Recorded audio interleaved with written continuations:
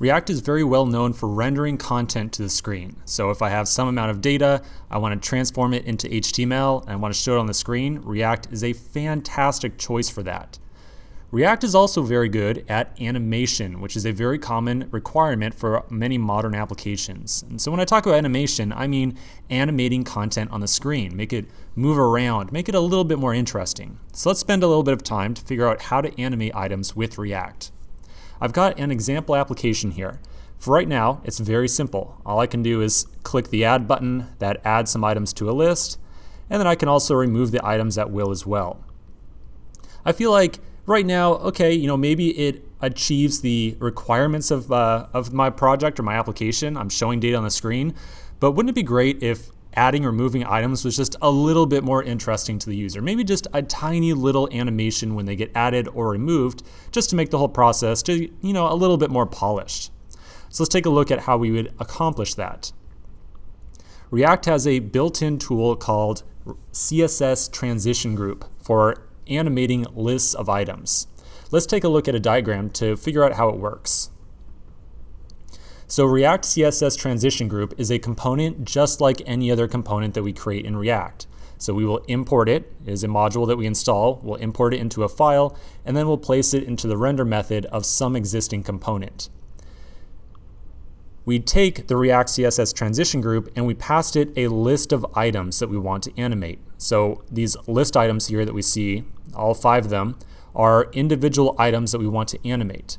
The way that React CSS Transition Group works is whenever an item gets added or removed from this list, it will be added and removed in an animated fashion. So adding an item, boom, animate it. Or adding an item will animate it. If we remove an item, we'll also animate the removal as well. The React CSS Transition Group works by adding class names to items as they are added to the list. So let's say we have a new list item and we're saying, okay, time to add this thing. Let's stick it into this list. The React CSS Transition Group is going to render the component first and then give it a class name of some transition name that we provide. So this transition name right here might be like fade in or something, dash enter. So at the end of the day, the class name will be something like fade in dash enter. And that class name will be used for initial styling of the component. After the initial render occurs, the class transition name dash enter dash active will then be applied. The dash enter dash active is what actually makes the animation happen. So we've got one class name for kind of initial state and a second class name here for doing the actual animation. So let's take the example that we have in the browser already and put this into practice. I've got my component here. The first thing I'm going to do is import the React CSS Transition Group at the top of the file. So I'll import React CSS Transition Group from React Add-ons CSS Transition Group. Now remember, this is a component right here. So I'm going to go and find the list of items that are getting rendered to the screen.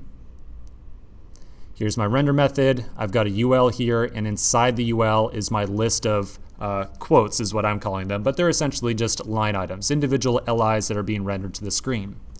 I'm going to wrap this list with the React CSS Transition Group. So remember, it is a component just like any other.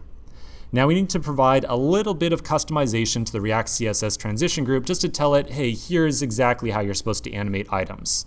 If we executed this right now and ran it in the browser, there would be no animation because we're not providing any customization to the transition group just yet. So inside the render method, I'm going to define some transition options. So these are options that we're going to pass to the React CSS Transition Group. Normally we would define these just inline right inside the tag as props. Just for this example, I want to define it as a separate object so that we can easily talk about all the different properties that we have to make use of. The first property we're going to define is going to be the transition name. So our transition, we might have many different animations inside our application. This transition name is going to specify a very specific type of animation that we want to use. So I'm going to call this one fade. Nice and simple. Next, we're going to tell the transition how long it should animate for. So we'll provide transition, enter, timeout, and this takes a millisecond value. So I'm going to pass 500, which means 500 milliseconds. Finally, we also need to specify how long an animation will take when it is being removed from the list. And we do that with transition, leave, timeout. Cool, so now we just have to pass these options to React CSS transition group, and I'm going to do so with a spread operator. So transition options. Again, usually we would just define all these props in line right on the tag. We're going to do it just a slightly different way this time, just to make sure it's nice and clear exactly all the different options that we're passing in here. Okay, so let's go back over to our diagram one more time. So this transition name is what we just defined as fade. So now, to actually get some styling or some interesting animation going, we have to define a CSS class of fade-enter that's going to have some amount of initial styling for our list item when it gets added. We will also define fade-enter-active as a class to kind of describe exactly what the animation should look like as it occurs. So let's give this a shot. One quick thing, let's flip back over, do a quick refresh, make sure everything still works. It looks like I've got a little bit of a typo in here. Let's check it out. Oh boy, that's an embarrassing one. I put the closing tag on the wrong side. It happens.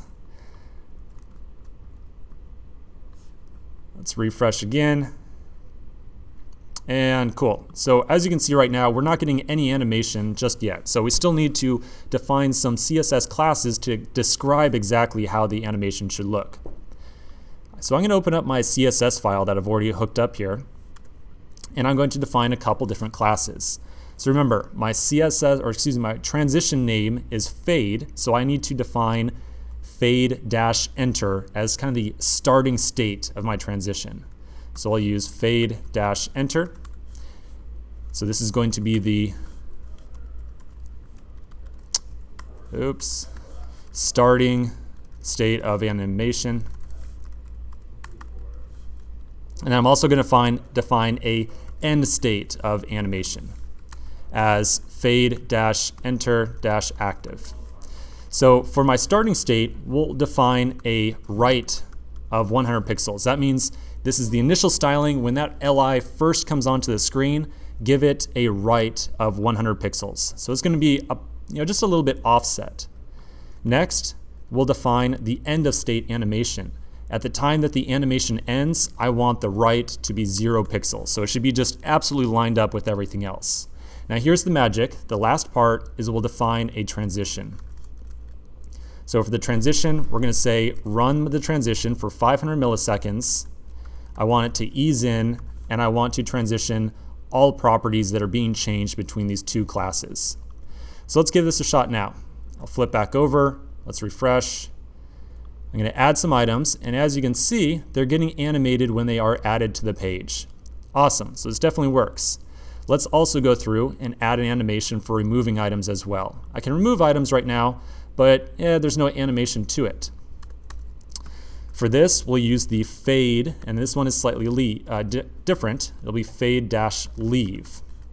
So for this, we'll start at 0 pixels, fade-leave-active. So then this is the end state of the animation.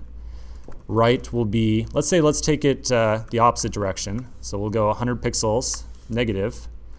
And again, we'll transition 0.5 seconds, ease out, this time all. So now if I add some items, they're animated when they come in, and when I remove them, they fade out to the right.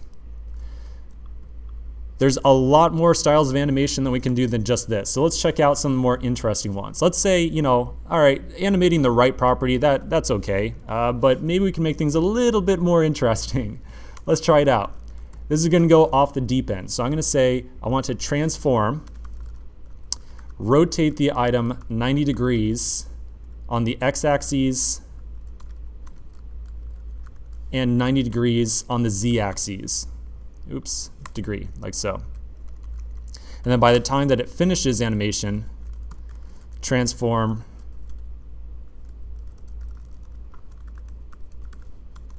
0 degrees on the X, and 0 degrees on the Z. Let's see what this looks like now. So when the item gets added, it will be rotated 90 degrees on the X-axis and the Z-axis. And so, wow, that's pretty intense. Check that out.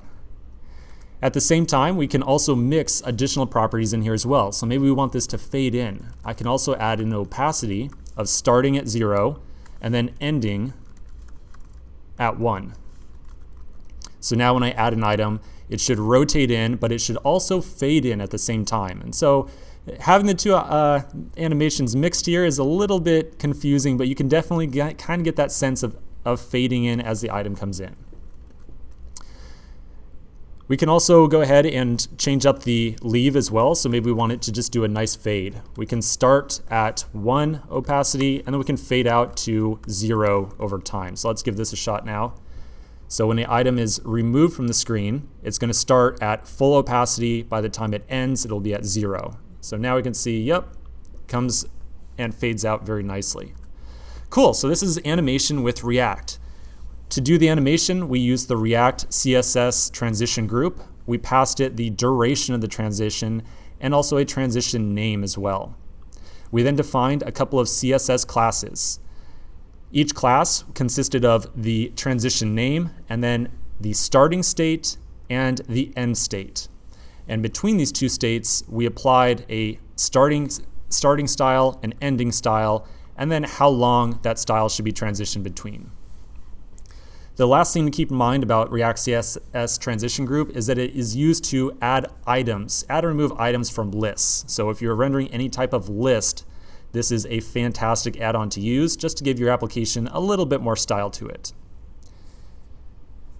If you enjoyed this screencast, I encourage you to sign up for the weekly newsletter at RallyCoding.com. We've got weekly screencasts on React and general JavaScript ecosystem topics. I really look forward to talking to you next week about whatever topic we come up with. Always feel free to tweet or leave me a Facebook message asking for particular topics, and I would love to help you learn all the nice little parts of the JavaScript ecosystem. So I'll catch you next week.